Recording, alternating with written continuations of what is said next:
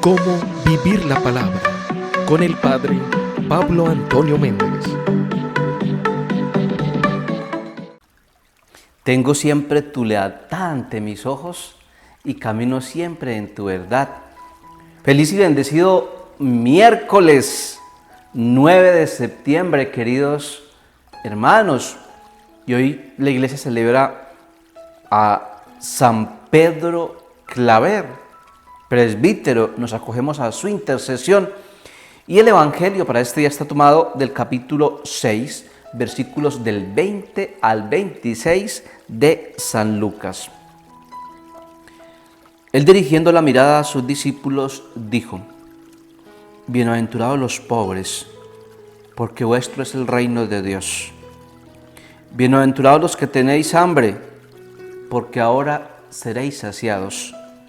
Bienaventurados los que lloráis ahora, porque reiréis.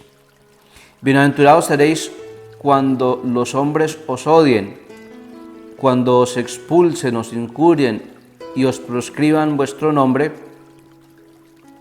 como malo por causa del Hijo del Hombre. Alegraos ese día y saltad de gozo, que vuestra recompensa será grande en el cielo, pues de ese modo trataron sus antepasados a los profetas. Pero ay de vosotros los ricos, porque ya habéis recibido vuestro consuelo. Ay de vosotros los que ahora estáis hartos, porque tendréis hambre. Ay de los que reís ahora, porque os afligiréis y lloraréis. Ay cuando todos los hombres hablen bien de vosotros, pues de ese modo trataron sus antepasados a los falsos profetas. Palabra del Señor, gloria a ti, Señor Jesús.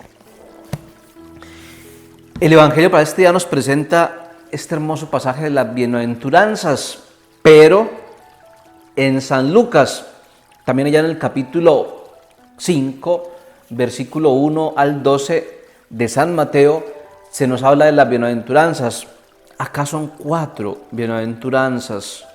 Creo que en Mateo son 8 o 9 bienaventuranzas, no estoy seguro. Pero acá hay algo que Lucas agrega. Además de las bienaventuranzas, termina el discurso con las malaventuranzas, es decir, lo contrario a las bienaventuranzas. Por eso Lucas nos presenta como 2 cosas: por dónde nos llega la felicidad y por dónde se nos escapa la felicidad. ¿Por dónde nos llega la felicidad? Bienaventurados los pobres. Aquí la pobreza a la que se refiere Lucas no solamente la pobreza material, se refiere sobre todo a la pobreza de faltas, a la pobreza de envidia, a la pobreza de maledicencias, de robos, de adulterios, de fornicaciones, de malas palabras, de mentiras, y a la pobreza de vicios. ¿Por qué? Porque el que es pobre de vicios significa que no tiene esa idolatría. Pero cuando uno tiene un vicio, es una idolatría, porque el vicio en el fondo, un vicio, una adicción, es una idolatría que me separa de Dios. Pero además, la pobreza que se refiere acá es una pobreza en quien el demonio nada ha encontrado para metérsele al rancho.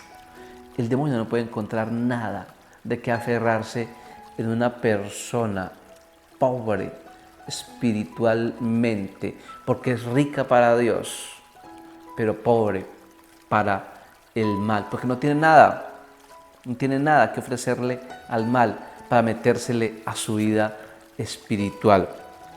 Por ahí está el camino de la felicidad. Por ahí empieza el camino de la felicidad. Bienaventurados los que tienen hambre. San Mateo va a agregar y sed de justicia. ¿A qué se refiere aquí? Cuando se habla de hambre, de justicia y sed de justicia. O sea, ¿quién es el justo en la Biblia?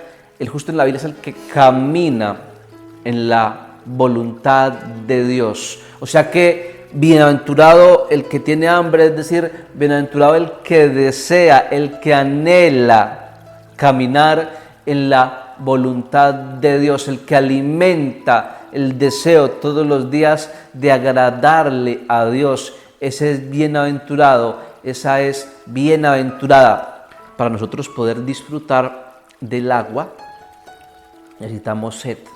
Para poder disfrutar de un almuerzo, de un desayuno, de una comida, necesitamos mucha hambre. A eso es lo que se está refiriendo acá el evangelista Lucas. Bienaventurado el que tiene hambre. Hay que pedirle a Dios hambre de su palabra, hambre de caminar en su voluntad, sed de su palabra, sed de caminar en su voluntad. Pero cuando uno tiene esa hambre, disfruta como el que disfruta del agua, de una bebida cuando tiene sed, como el que disfruta de un almuerzo, de una comida cuando tiene mucha hambre. Por ahí está el camino de la felicidad. Bienaventurados los que lloran, pero no es llorar por llorar. Llorar a veces nos ha tocado o les toca a muchas personas cuando tienen una enfermedad, pero la saben llevar con paciencia y la colocan a los pies de Jesús. Saben buscar en esa enfermedad y ver en esa enfermedad, como dicen los grandes místicos, los dolores de la pasión de Cristo y completan con esa enfermedad. Son capaces, el Señor les da esa gracia de completar en esa enfermedad, en su cuerpo, los dolores que le faltaron a Cristo en su pasión. Llorar también aquí se refiere llorar las necesidades de los demás, los sufrimientos de los demás, que los sufrimientos de los demás nos duelan, nos conmuevan. Llorar también los pecados de los demás, que los pecados de los demás nos duelan, que el pecado de los demás nos duela, que el pecado en el mundo nos duela. Llorar también es llorar nuestros pecados, que nuestros pecados nos duelan, porque me parece a mí que hoy hay mucha gente relajada, que ve el hermano sufriendo y nada, hay un indiferentismo, que vemos los errores en los demás y nada, que hay gente tan relajada que está en el mal, está haciendo las cosas mal y nada de dolor en su vida. Cree que está haciendo las cosas bien, es más, disfruta el pecado, disfruta el mal. Lucas está diciendo aquí todo lo contrario: llorar el pecado, que nos duela el mal, que nos duela el alejamiento de Dios, que nos duela ver cómo muchas personas están alejadas de Dios, que nos duela el sufrimiento de los demás. Por ahí está el camino de la felicidad. Bienaventurados los que los odien por causa del nombre del Hijo de Dios. El que da testimonio es piedra de tropiezo frente al que es antitestimonio en el mundo. El que obra bien es antitestimonio o es piedrita en el zapato, es piedra de tropiezo para el que obra mal. El que dice la verdad, el que de su boca salen palabras de verdad, es causa de división para aquella persona que siempre de sus labios sale mentira, engaño.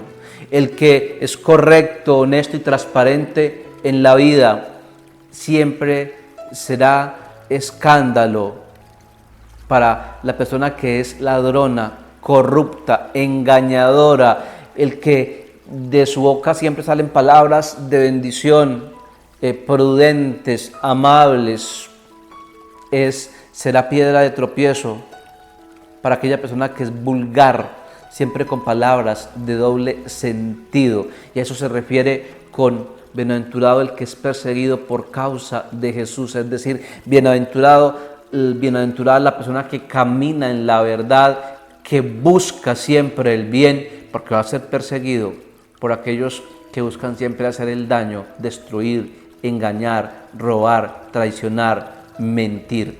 Por ahí está el camino de la de la felicidad, de la gran alegría que trae el Señor. Pero ¿por dónde se nos escapa la felicidad?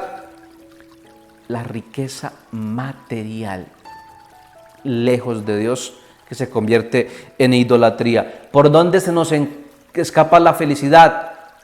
Los hartos, los que se creen hartos, es decir, la soberbia, el orgullo por creerme perfecto en la vida y no aceptar que soy débil y reconocer mis errores. ¿Por dónde se nos escapan la felicidad?